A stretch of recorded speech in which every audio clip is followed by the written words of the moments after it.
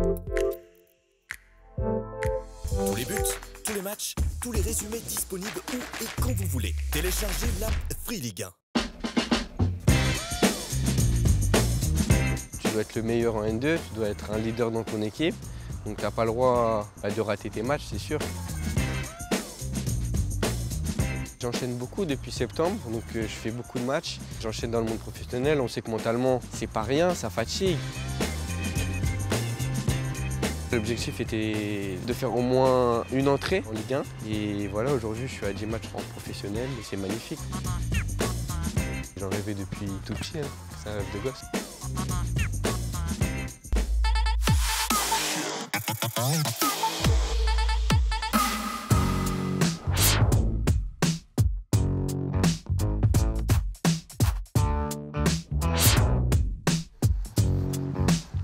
Salut Martin. Salut. Ça va? Ça va et toi? Ça va pas mal. On t'attendait pas si vite cette saison. Bah oui, c'est super. Comme quoi le foot, ça va très vite dans les deux sens. Et ça s'est très bien passé pour moi cette saison, donc je suis très content. T'as pris du plaisir? Oui, c'était magnifique. C'est vrai? Ouais, c'était fou. Bon, on est content pour toi et j'ai hâte que tu me fasses le bilan de cette saison. Allez, on y va.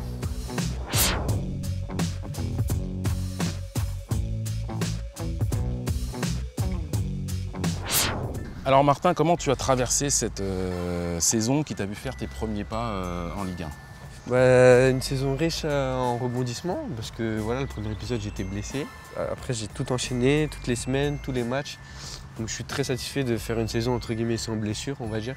C'est une saison superbe parce que voilà, j'ai fait mes premiers pas dans le monde professionnel et j'en rêvais depuis tout petit, hein. C'est un rêve de gosse. L'objectif était voilà, d'enchaîner, de faire au moins une entrée tu vois, en Ligue 1. Et voilà, aujourd'hui je suis à 10 matchs en professionnel et c'est magnifique, on va continuer. Tu as enchaîné d'ailleurs ces matchs, hein, quasiment 8 matchs de Ligue 1 à 18 ans avec beaucoup de temps de jeu. C'est quand même pas rien, c'est une vraie marque de confiance de la part du club. Ouais, c'est sûr. Après, voilà, il y a eu un concours de circonstances, il y a eu la CAN qui m'a permis d'enchaîner, il y a eu beaucoup de blessures. J'ai su prendre l'occasion de jouer, de me montrer un petit peu et voilà, j'en suis très content aujourd'hui. Maintenant, il a fait la chose la plus facile, c'est de débuter avec la première équipe. Il est intelligent, il travaille beaucoup pendant les entraînements, donc je suis sûr que s'il continue comme ça, il va être un très bon joueur. Est-ce que ce but que tu as marqué en Coupe de France, un but important puisqu'il a qualifié le Stade de Reims, est-ce que ça t'a donné une confiance particulière? Dans le but en soi, dans le jeu, j'avais rien montré. Sur ce but, c'était mon premier ballon touché.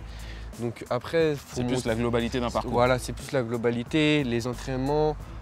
Tu t'habitues progressivement, mais tu n'es pas en confiance totale directement, on va dire.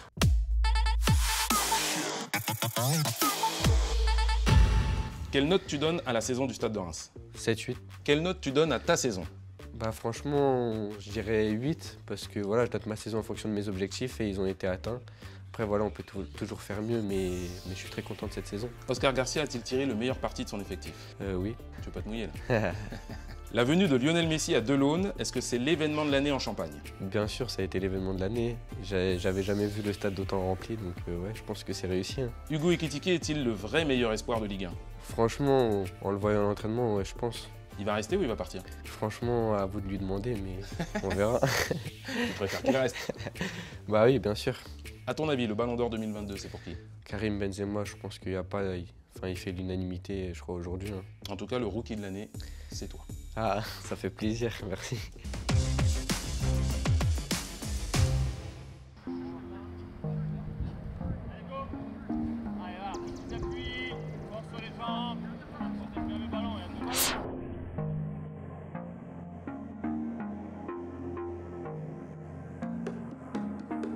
Après la CAN, tu redescends dans le groupe Pro 2.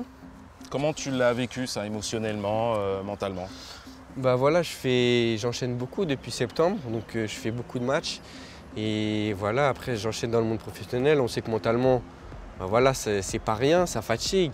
D'enchaîner quand même 8 matchs d'affilée en Ligue 1. On va dire que dans la saison, bah, y a des hauts et des bas. C'était mon pas de la saison. Le plus dur, c'est que ça dure le moins longtemps. Ça a duré 3 semaines. Quand on a joué en pro comme ça et qu'on se retrouve en National 2, on a un traitement particulier, les gens te regardent un petit peu différemment ou pas?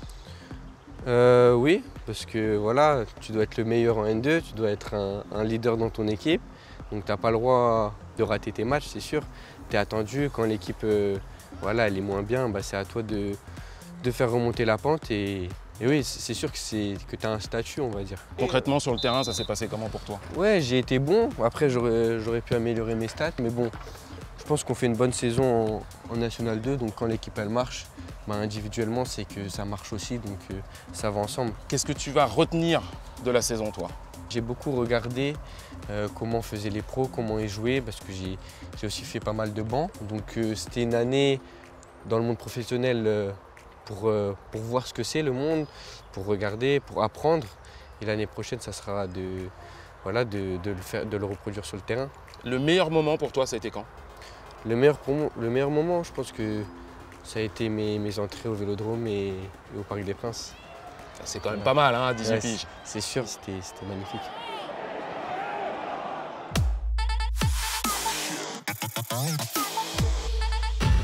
En quelle année le Stade de Reims a-t-il été créé? 1931. Combien de championnats de France remportés? 6. Le premier, c'était quand? 1949. Combien de Coupes de France? 2. Tu sais en quelle année? J'ai pas. Les années 50. Reims a disputé 2 finales de Coupe d'Europe des clubs champions. Contre qui? Real de Madrid, Juventus? Non? Real de Madrid et Real. Non. 2 fois Real. Le Real. Ok. Le Real Madrid. Le meilleur buteur sur une Coupe du Monde à jouer à Reims, c'était qui? Fontaine. À part lui, est-ce que tu peux citer d'autres légendes du Stade de Reims? Carlos Blanquier, je crois, meilleur buteur. Et voilà. Raymond Coppa? Quand même. Voilà, quand même. Combien de places à Auguste Delaune? 22 000. Dernière question, qu'est-ce qu'un corner à la Rémoise? Un corner à la Rémoise, c'est quand il y a 2 tireurs, enfin il y a un tireur, il y en a un qui vient l'aider et ça joue à 2. Bravo Martin, t'as l'esprit club.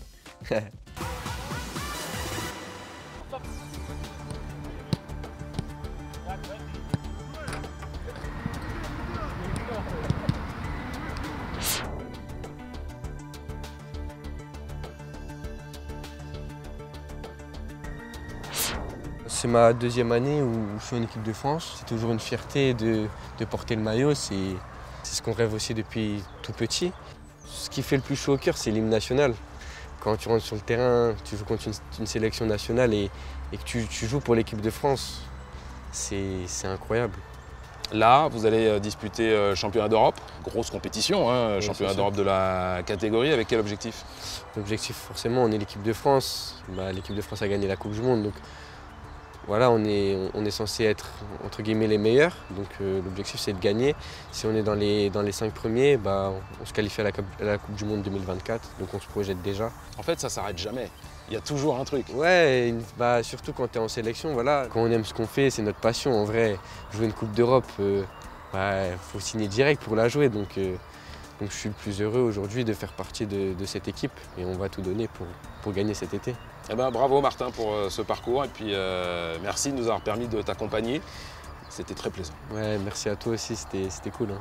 Eh ben, allez, à très bientôt. À très bientôt.